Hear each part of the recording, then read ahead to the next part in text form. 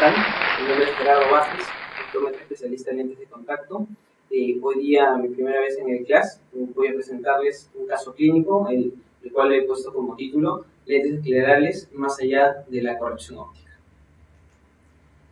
Bueno, acá en el lugar donde yo puedo en este caso manejar lo que son las adaptaciones, los pacientes en contactología especializada y bueno, también me dedico a la docencia, ¿no? Acá algunos colaboradores, colegas míos con los cuales trabajamos en investigación, muy cercanos con ellos, el doctor Eduardo Carmona y el doctor Carlos Rangel. Una introducción.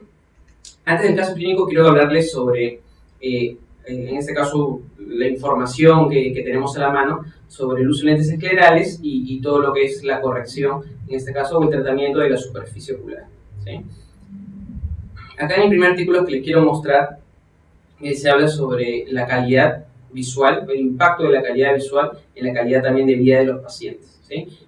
Toma más en cuenta lo que es las córneas irregulares, ¿no? Lo tomo como base. ¿Por qué? Porque en un primer momento los lentes esclerales más se utilizaban solamente con este fin, ¿no? El fin de corregir irregularidades de la superficie. Irregularidades principalmente de la córnea, ¿no? Como queratoglobo, ¿no? Córneas post-trasplantadas y diferentes tipos de irregularidades, ¿no? Degeneración marginal pelúcida y otras. ¿Sí? Pero ahora en la actualidad, bueno, hace unos años ya estamos manejando también lo que es la superficie ocular. Dentro de este cuadro que tenemos acá, me pareció muy interesante porque habla sobre diferentes ítems en cuanto a cómo se califica en este caso la calidad o el impacto que tiene la calidad visual en la calidad de vida de las personas. Habla sobre la visión general, o sea, da como un promedio, ¿no? De todo lo que es la visión, tanto de cerca como de lejos. Después también lo separa, ¿no? La calidad de visión lejana, cercana. Habla de lo que es el dolor ocular, ¿no? Habla también de lo que es el desarrollo de la visión en cuanto a las relaciones sociales. Entonces son puntos claves, son puntos muy importantes, ¿no? Dentro de lo que es la calidad de vida de las personas, ¿sí? Dentro de estos puntos, el dolor ocular es uno de los principales puntos que les voy a tratar en este caso clínico, ¿no? Que era uno de los síntomas más importantes por los cuales el paciente quería usar en este caso, o necesitaba una opción y en este caso nosotros se le dimos con lo que es los lentes esclerales, ¿sí? Acá en este segundo artículo, hecho en el 2007, ¿no? Ya se habla de lo que es también el tratamiento de la superficie ocular, ¿no? De manera terapéutica con los lentes esclerales, ¿sí? Acá habla de desórdenes, ¿no? Tanto desórdenes de la mucosa como desórdenes de la córnea, ¿no? Que van a traer consigo, van a ser como motivos para usar los lentes esclerales, ¿sí? Tenemos, por ejemplo, dentro de las versiones de la mucosa, el síndrome de Stevens-Johnson, el pejoide ocular cicatrizal, tenemos también la rosácea, ¿no? Tenemos quemaduras químicas, tenemos diferentes tipos de alteraciones de la mucosa, ¿no? También tenemos desórdenes corneales, como queratitis por exposición, tenemos defectos epiteliales recurrentes, queratitis neurotróficas, diferentes distrofias corneales, ¿no? Como el Salzmann, la tisis granular, ¿no? Es importante mencionar que en ese mismo año el DIUS 1, ¿no? se realizó en este caso y pusieron o tuvo dentro de lo que es la parte terapéutica y del manejo los lentes esclerales como un punto clave, ¿no? O sea, daban en los casos de alteraciones ya podemos decir, con mayor gravedad, con el nivel de gravedad, el uso de lentes de contacto esclerales. En el año 2014, acá el doctor Van der Walt hizo una revisión, ¿no? En general sobre lo que es la adaptación de los lentes esclerales, ¿no? En uno de los puntos claves en cuanto a las indicaciones del lente de contacto escleral, habla sobre las irregularidades corneales y también habla sobre en este caso el tratamiento de la superficie ocular, ¿no? El daño de la superficie ocular o la enfermedad de superficie ocular. Entonces estamos viendo que los artículos que se van generando y las revisiones ya toman como un punto muy importante, ¿no? Esos dos puntos, ya no solamente las irregularidades corneales como principal, sino los dos los toma como principales, ¿no? Acá otro artículo, ¿no? El doctor Steven Sorkin, en el cual habla también, ¿no? De lo que es el manejo de lo que es la enfermedad de la superficie ocular con lentes esclerales, ¿no? Y habla un punto muy importante en cuanto a lo que es la desecación, ¿no? Habla sobre la importancia de los lentes esclerales para evitar justamente esta desecación, ¿no? Y mantener hidratada la superficie corneal, ¿no? Y favorecer la recuperación, en este caso anatómica de la superficie. Acá bien hablamos el DIUS 1, también hablamos ahora del DIUS 2. El DIUS 2 en el reporte de manejo y lo que es terapia del ojo seco también nos vuelve a mencionar lo que es el uso de lentes esclerales, ¿no? En este caso ya habla de niveles, ¿no? Entonces pone dentro de el uso de lentes esclerales dentro del tercer paso o el tercer nivel, se podría decir, ¿no? Después de haber ya tenido otros tipos de tratamiento o haberse intentado, ¿no? Como son lubricantes, como son el tratamiento farmacológico, ¿no? Entonces en el paso 3, ¿no? Después de estos tipos de tratamiento, recién pone los lentes esclerales.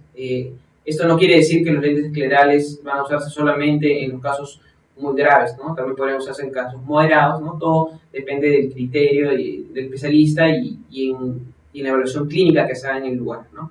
Entonces, si nosotros creemos que es conveniente usar un lente escleral para un tratamiento, ¿no? o preventivo, o un tratamiento de un daño leve, también lo podemos utilizar, ¿no? No solamente lo vamos a restringir a enfermedades, en este caso de la superficie ocular, ya con grados muy avanzados, ¿no? o con lesiones muy grandes o extensas, ¿sí? Acá tenemos otro artículo, me pareció también muy interesante, ¿no? En cuanto a hablar sobre la calidad visual en los pacientes tanto con córneas irregulares como con daño o con enfermedad de la superficie ocular, ¿sí? Habla sobre qué pasa aquí, ¿no? O sea, es una comparación, ¿no? La huesa visual en cuanto a las córneas irregulares, por lo mismo de esta irregularidad de la superficie, sabemos que la huesa visual es muy baja, ¿no? Tiene valores mínimos. Entonces, con el uso de lentes esclerales, lo que va a permitir es que la huesa visual tenga un cambio muy radical, ¿no? O sea, una mejoría significativa, ¿no?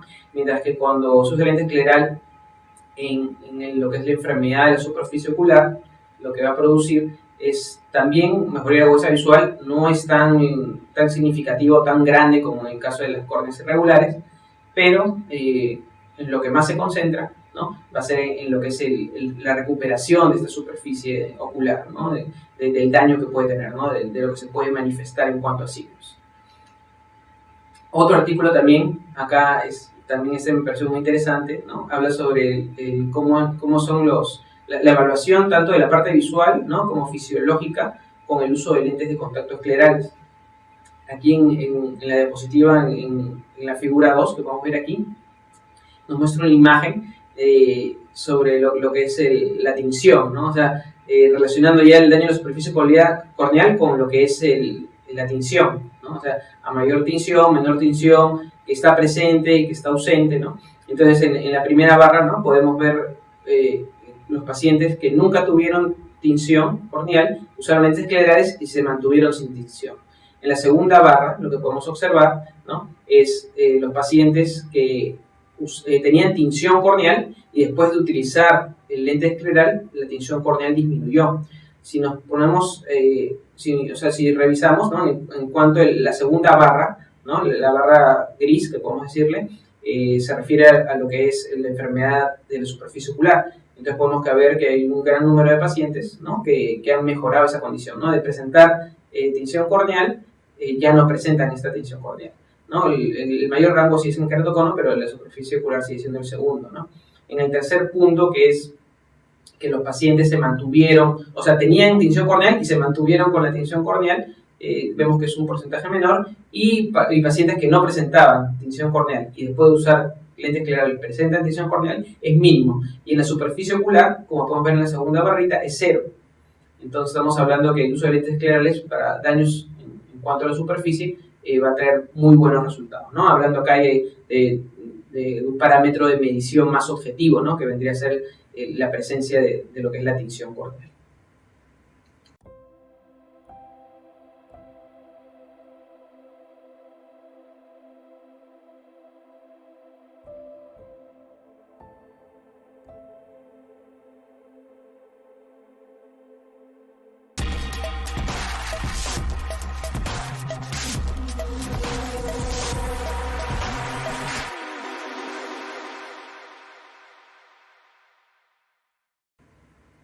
Acá otros artículos que también podrían revisar, ¿no? Son un artículo que habla sobre en la actualidad, ¿no? Cómo es el manejo que se le da, ¿no? al ojo seco, ¿no? Y dentro de ese artículo habla sobre lentes esclerales, también habla sobre el suero autólogo, ¿no? Un punto muy importante, eso también utilizado, vamos a ver más adelante en el caso clínico, ¿no? Otro artículo que también habla sobre superficie ocular, ¿no? Selección de los pacientes, ¿no? Y especiales consideraciones. Acá tenemos otros también artículos, ¿no? En cuanto también todos referidos al tratamiento, en este caso de ojo seco, la superficie ocular, lentes de contacto esclerales, ¿no? Y también tenemos acá último el Dr. Gates, ¿no? Que también habla sobre los lentes de contacto esclerales en la corrección o en el tratamiento, ¿no? De lo que son córneas irregulares y lo que también es la superficie ocular. Entremos al caso clínico, ¿no? Es un paciente, ¿no? En este caso los datos principales, ¿no? Y el motivo de consulta, ¿cuáles son? ¿No? Es un paciente de sexo femenino, su edad es de 84 años.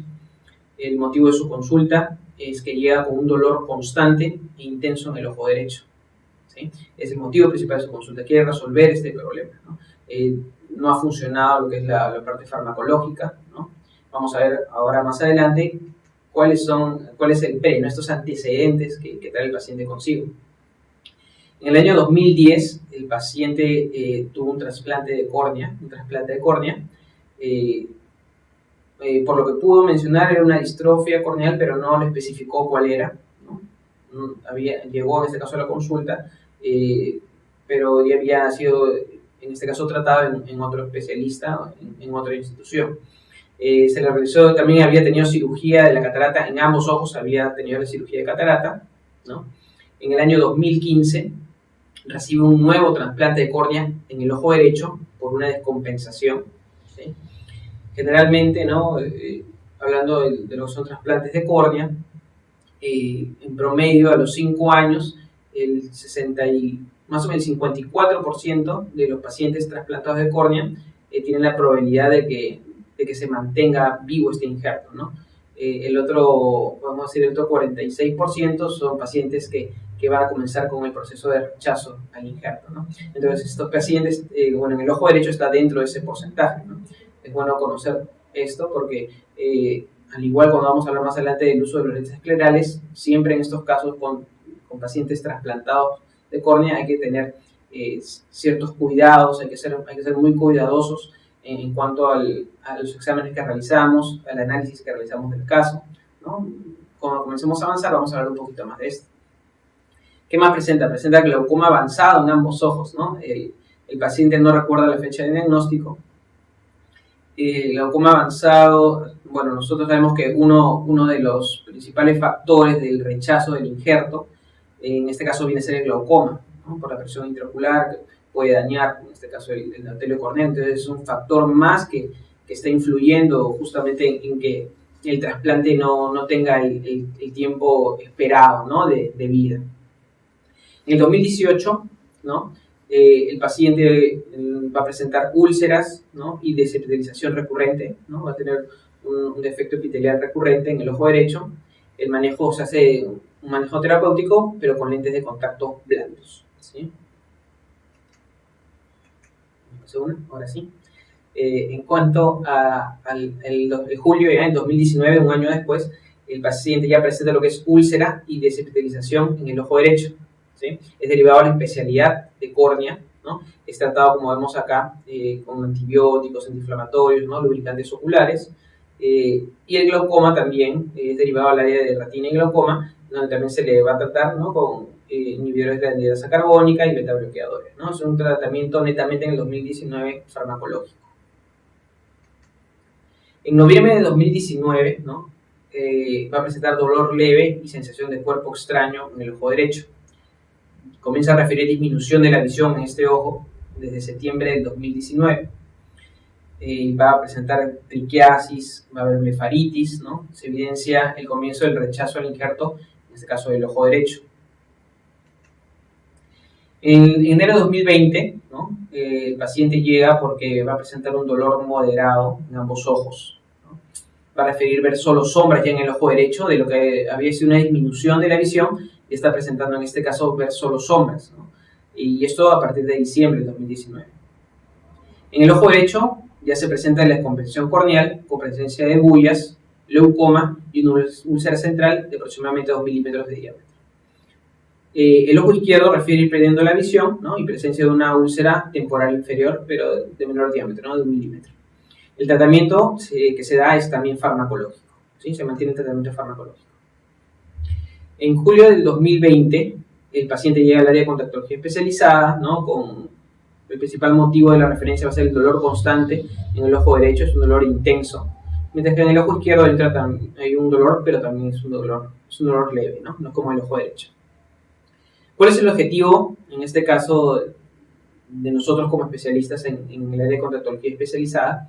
Es disminuir el dolor y favorecer la regeneración del tejido corneal. Recordemos que ese ojo derecho está en presencia o se mantiene con la presencia de la úlcera y también con la desepitelización recurrente. ¿Qué exámenes se realizan? ¿No? Realizamos los exámenes preliminares para la adaptación de lentes de contacto. Lo que podemos ver es que en la lámpara de hendidura, la descompensación corneal en el ojo derecho con la desepitelización, el leucoma efectivamente con la úlcera de 2 milímetros de diámetro. En el ojo izquierdo se puede percibir, ¿no? La desepitelización, pero leve, ¿no? En cuanto a la agudeza visual, el ojo derecho solamente hay percepción de luz, ¿no? El ojo derecho sí llega a un 20-80 con un campo visual reducido, ¿no? Recordemos que este paciente es un paciente también que tiene un glaucoma avanzado, ¿no? Entonces también se ve alterado lo que es el campo visual. Acá tenemos una primera imagen, ¿no? Del paciente, ¿no? Como podemos visualizar aquí, ¿no? La úlcera corneal, el leucoma corneal, la desepitelización, ¿no? Podemos ver una hiperemia marcada, ¿no? Que más adelante también es analizada por el Kertograph, que vamos a ver, uno de los equipos que utilizamos para lo que es todo el examen previo, ¿no? Para el examen diagnóstico. Acá tenemos otra imagen, ¿no? Donde se nota mejor, ¿no? Lo que es la úlcera, ¿no? Bien marcada, 2 milímetros de diámetro. Otra imagen mucho mejor, ¿no? Acá se nota más lo que es el leucoma y la desepitelización, ¿no? Cómo está afectando. Acá, esta imagen, ¿no? Se ve la profundidad de la úlcera, ¿no? Como por eso se puede, en este caso, entender el dolor intenso que tiene sobre este ojo. El paciente sufre mucho con este dolor y como hablamos, ¿no? En el primer artículo que mostramos, el dolor ocular no deja tener una calidad de vida adecuada para el paciente, ¿no? O sea, un paciente con dolor es un paciente que no puede realizar sus labores normales. Y si hablamos de un dolor intenso, ¿no? Un dolor que no cesa, un dolor constante, entonces estamos hablando que el paciente probablemente no pueda ni dormir, ¿no? Entonces se sienta cansado y todo esto afecte a su calidad de vida y en este caso sus actividades diarias, ¿no? Entonces es muy importante en este caso tratar de ayudar a este paciente, ¿no? ¿Qué exámenes preliminares se van a realizar? Vamos a realizar, en este caso, lo que es el Kertograph, se realiza la meibografía. En el ojo derecho se muestra una disfunción de las glándulas de meiboma de grado 3. En el ojo izquierdo, disfunción de las glándulas, pero en segundo grado. En cuanto al Guttny, el ojo derecho 0 segundos, o sea, al tener esta alteración no hay conteo, ¿no? En cuanto al tiempo de ruptura lagrimal no invasivo. En el ojo izquierdo son 2 segundos, ¿no? El pentacam no se visualiza, no se manda a hacer porque no es posible observarse por el glaucoma que tiene y todo, en este caso, la alteración que hay sobre la superficie ocular, ¿no? La microscopía especular tampoco es posible en este paciente.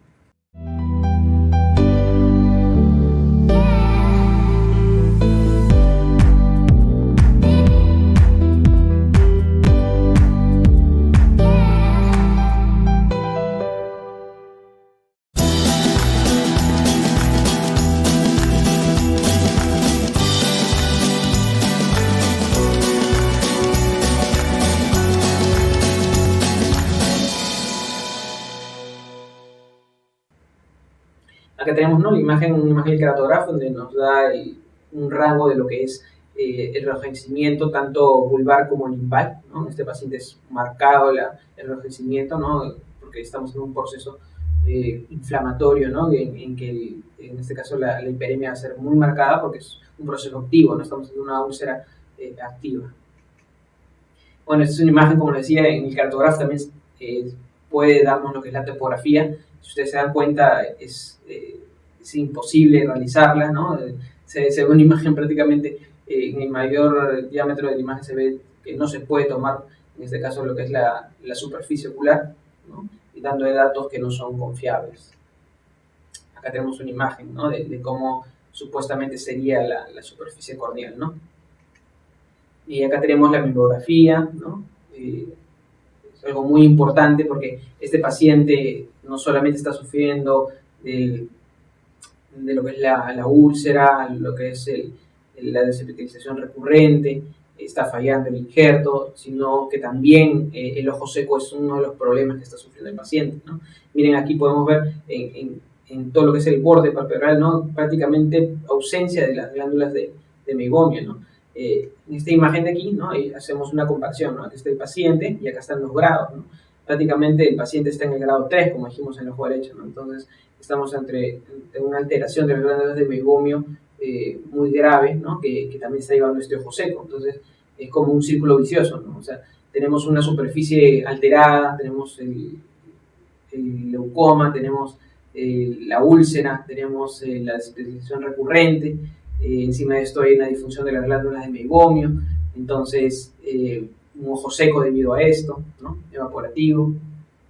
Entonces estamos hablando de un caso complicado, ¿no? O sea, un caso que si no lo manejamos de la forma adecuada, entonces va a seguir, ¿no? Como vimos, ¿no? En este caso ya no solamente tiene meses, tiene ya años, ¿no? de sufrir todos estos tipos de lesiones. Entonces hay que ver la manera adecuada para poder tratarlo.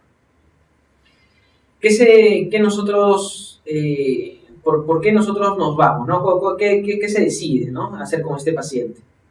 Se decide dar un lente escleral, ¿no? En el ojo derecho.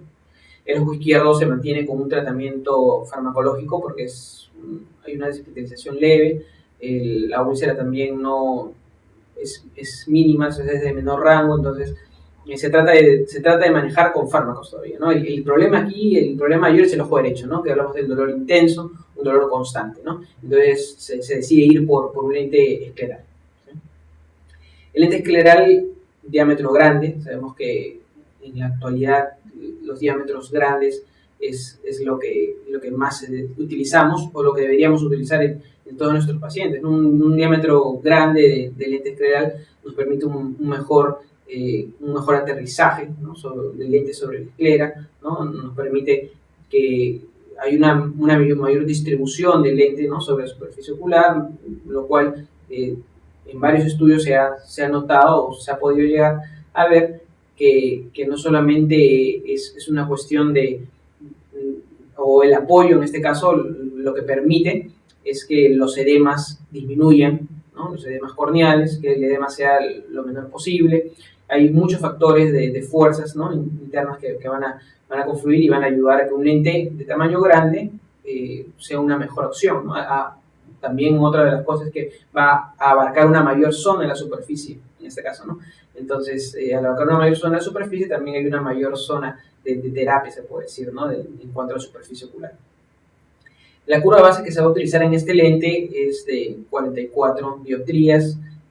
Si lo tomamos en micras, tenemos 5.500 micras en este caso de sagita, ¿no? De altura sagital. Las ópticas, se utilizan ópticas tóricas, ¿no? La mayoría de pacientes que van a usar un lente escleral van a tener que usarse ópticas tóricas, ¿no? O si no también una personalización por sectores. Esto debido a que sabemos que la esclera, ¿no? mientras más lejana esté el punto escleral donde se apoya el lente del limbo esclerocorneal, mayor va a ser esta irregularidad, ¿no? Estamos hablando de escleras muy tóricas, ¿no? Entonces se utilizan en este paciente las ópticas tóricas con un aplanamiento, en este caso, bueno, un encuadramiento de 200 micras con un aplanamiento de 400 micras en el siguiente meridiano, ¿sí? Se usa un DK de 200, ¿no? Es otro de los parámetros importantes, ¿no? a considerar cuando vamos a adaptar pacientes trasplantados es el DK, ¿no? Los pacientes trasplantados, como bien sabemos, el contagio endotelial disminuye. Apenas la cirugía concluye, ya un 30% del endotelio se ha perdido. Entonces, y conforme pasan los meses, pasan los días, los meses, los años, también se va reduciendo este porcentaje. Entonces, si nosotros tenemos un trasplante corneal, ¿no? un injerto de córnea, y usamos un material de baja transmisión de oxígeno, o hacemos una adaptación inadecuada, esto va a ir en contra de este endotelio, ¿no? Lo cual, ¿qué podría producir? Que ese rechazo al injerto, ¿no? Se produzca rechazo uno del injerto o que el tiempo de vida del injerto sea menor. Entonces debemos nosotros dar en este caso debemos dar un ambiente idóneo, ¿no? Adecuado para que esto no suceda, ¿no? Y uno de esos factores importantes para este ambiente es la permeabilidad, ¿no? que va a dar una mayor transmisión de oxígeno, ¿sí? El lente se coloca, ¿no? con todas esas características que hemos mencionado. Se observa al paciente después de una hora. El lente se ve centrado, con apoyo escleral suave. El clearance que se logró fue de 150 micras, ¿no? Un clearance bajo. Sabemos que de nada sirve tener un lente de DK200 si tengo un clearance de 500 micras o 400 micras, ¿no? Entonces lo ideal es tener clearance lo más bajos posibles, ¿no? Lógicamente que no haya ningún toque, que no haya ningún área que sufra con esto, pero sí un clearance lo más pequeño posible, ¿no?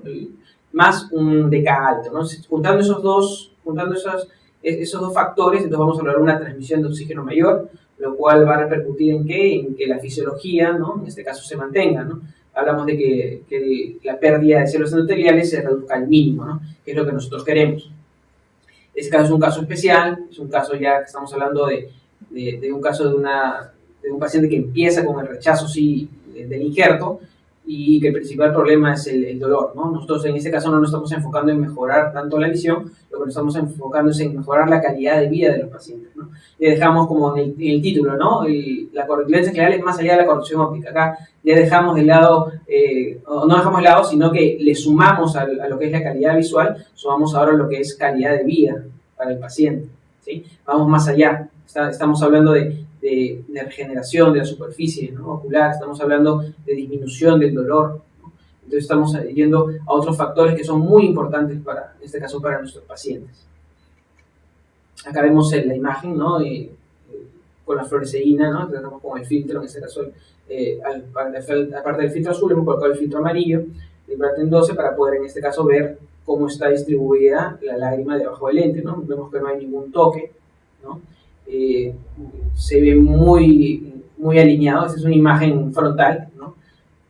Vemos ahí del fondo podemos ver la úlcera todavía ahí, ¿no? Se nota todo como es la regularidad en cuanto al clearance. Acá podemos ver el lente ya con una luz amarilla, ¿no? Una luz normal, y podemos observar también que el lente está centrado, ¿no? Es un lente perfectamente centrado con las ópticas tóricas, lo cual es muy bueno para la adaptación del paciente, ¿no? Y su confort. Acá podemos ver una imagen ya de una sección óptica, ya entramos a evaluar ya lo que es el clearance, ¿no? En este caso ya el clearance que se puede observar debajo del lente de contacto escleral, ¿no? El clearance que se forma en la superficie. Recordémonos que el clearance va a ser el cúmulo, en este caso, de lágrima que se va a formar entre la superficie posterior del lente y la cara anterior de la córnea, ¿sí? Y muy importante, como dijimos, que sea en este tipo de pacientes un clearance bajo, ¿sí? Lo más bajo posible para mejorar, en este caso, o para optimizar lo que es la transmisión de oxígeno.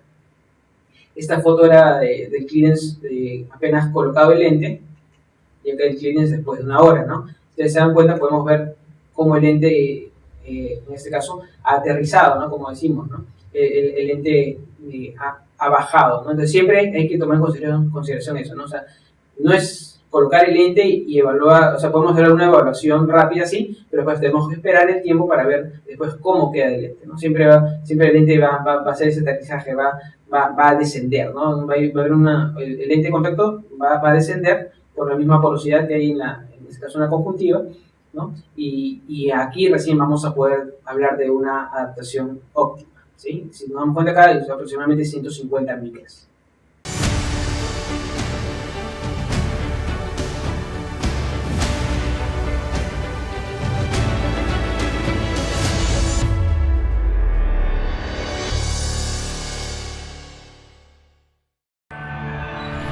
OneFit Med es un lente escleral delgado hecho a la medida que le permite a usted personalizar el diseño para cada ojo, logrando una oxigenación adecuada a la córnea y a las células madre.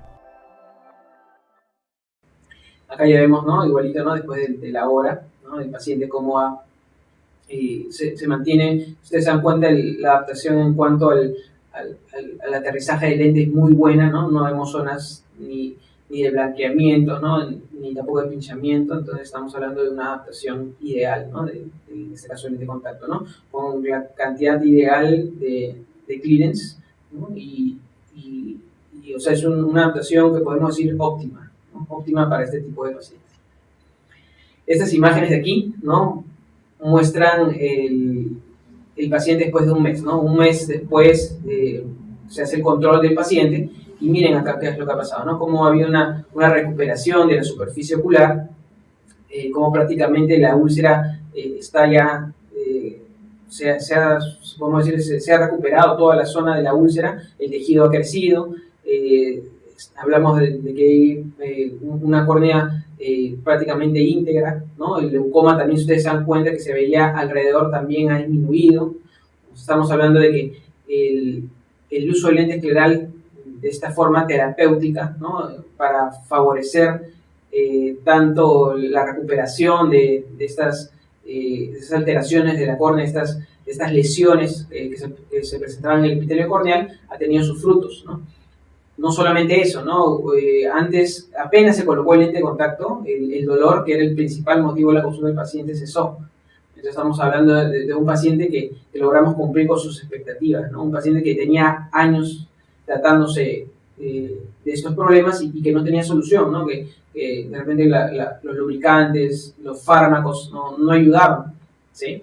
Entonces, al usar los lentes de contacto esclerales, le dimos la oportunidad a este paciente, ¿no? de tener una mayor calidad de vida del paciente en este caso, de no sufrir de estos dolores constantes, de poder realizar su vida normalmente, ¿no? Durante el día sin ningún problema, ¿no? Entonces, es como dijimos en el inicio, ¿no? de la charla, ¿no? El lente escleral, no solamente, o un lente de contacto, no nos quedemos con esa idea de que solo sirve para ver mejor, ¿no? O sea, nosotros decimos, ¿lente de contacto para qué? Para defectos refractivos, ¿no? Lentes esclerales, córneas irregulares, ¿no? No, o sea, vamos más allá, no solamente es eso, no solamente es ver bien, es sentirse bien. Entonces, un paciente que sufre dolores, un paciente que tiene este tipo de complicaciones, lógicamente no va a llevar una vida adecuada, ¿no? No va a sentirse bien. Entonces, nosotros con este tipo de adaptaciones podemos darle esa oportunidad. Ahora, ¿no? Es importante también decir que la adaptación tiene que ser, como dijimos, muy bien hecha por un especialista, ¿no? Hay que tomar todas las consideraciones del caso, no es solamente colocar el lente, son los exámenes previos, ¿no? Hablamos de muchos exámenes que se tienen que realizar. En este caso, por ejemplo, no obviamos, la microscopía especular no se pudo realizar, ¿no? Pero en un paciente con un trasplante, ¿no? Sí, que no tuviera estos otros signos, todas estas complicaciones, podría haberse realizado una microscopía especular, que es un valor súper importante para adaptar un lente escleral en casos de trasplantes corneales. Si yo no tengo un valor mínimo, ¿no? Que lo ideal sería mínimo 1000, lo mínimo 1000, una cantidad de 1000 células, ¿no? Por milímetro cuadrado, no podríamos adaptar ese tipo de lentes de contacto. Entonces hay que tener mucho cuidado, ¿sí? Tener valores adecuados, hacer el análisis adecuado de los datos del paciente, seleccionar el lente adecuado, hacer los ajustes adecuados, ¿no? Hablamos de personalizar el lente lo mejor posible, ¿no? Acordémonos que el lente escleral no solamente es nosotros tenemos cajas de prueba, sí, pero no solamente es eso, o sea, nosotros podemos personalizar aún más nuestro lente de contacto, podemos personalizar con ápticas tóricas para mejorar el centramiento, para mejorar el aterrizaje del lente, podemos mejorar lo que es en cuanto a la geometría del lente, ¿no? Si vemos que en una zona el lente tiene un clearance muy elevado y en otra zona un clearance muy bajo, podemos usar la geometría inversa, ¿no? Tenemos varios parámetros que nosotros podemos modificar para, en este caso, mejorar la adaptación de nuestros pacientes. Y estos casos, ¿no? Que son casos muy complicados, con córneas se podría decir, maltratadas, ¿no? Entonces, tenemos que hacer eso, ¿no? Tenemos que personalizar al máximo, tenemos que mejorar la adaptación, todo lo que podamos, usar todo nuestro conocimiento, usar toda nuestra experiencia para una adaptación exitosa del lente escleral, ¿sí? acá vamos, ¿cuál fue el manejo también adicionalmente esto del paciente? El paciente, como dijimos, ya no manifiesta ya dolor, aparte de lo que es el lente de contacto escleral, se añadió lo que es el uso del suero autólogo, ¿no? Sabemos que actualmente el suero autólogo, ya hay muchas investigaciones que hablan sobre todos los beneficios en cuanto a la recuperación de la superficie ocular, ¿no? Estamos hablando de que es un componente que se logra o que se saca en este caso de lo que es la propia sangre del paciente, ¿no? Del licuado que se hace de esa sangre, podemos sacar este plasma, ¿no? Este plasma sanguíneo, que en este caso se llama o se maneja como suero autólogo, en el caso también para lo que es la superficie ocular, y traer todos estos beneficios de recuperación, de biocompatibilidad, de aceleración de lo que es la recuperación de la superficie ocular, manejando este suero autólogo, ¿no? Entonces es una opción más, o sea, no solamente estamos hablando de colocar el lente, de mejorar los parámetros, personalizarlos, sino también estamos hablando de otros tratamientos adicionales a él, ¿no? Como el suero autólogo, ¿no? En este caso en particular, ¿sí? Acá algunas referencias de la parte de introducción. Recuerden siempre, es muy bueno estar actualizados al día en lo que es, en este caso, para mí mi especialidad lentes de contacto, cada uno en su especialidad, ¿no? Pero siempre es bueno estar al día, siempre actualizarse, siempre estar leyendo artículos, siempre hay nueva información, ¿no? Día a día sale algo nuevo, ¿no? Y lo importante del conocimiento es que nosotros podamos aplicarlo, este conocimiento, en nuestros pacientes. Si nosotros tenemos más conocimiento, al final el beneficiario es el paciente. Nosotros como profesionales de la salud, nuestro objetivo es mejorar, en este caso, la calidad de vida de nuestros pacientes, hablando de la parte visual. Entonces, la mejor manera de hacer esto es capacitándonos, estudiando, especializándonos, ¿no? Siempre yendo más allá, ¿no? Entonces, logrando eso, nosotros vamos a dar mejores alternativas a nuestros pacientes y vamos a lograr resolver estos casos muy complejos, esos casos que en otro tiempo no había solución. En este caso sí hay la solución, que en nosotros estar preparados para cuando lleguen estos pacientes y poder tratarlos, ¿no? Y poder manejarlos de la manera más adecuada, ¿sí? Fue un gusto, ¿no? Haber estado en clase, ¿no? 2020. Agradezco a los organizadores, ¿no? por darme esta oportunidad, ¿no? Y espero también estar más adelante con ustedes presentando más casos clínicos o artículos o investigaciones que ya estamos realizando aquí en Perú, ¿sí? Mucho gusto y bueno, ya saben, a capacitarse y nos estaremos viendo más adelante. Cuídense.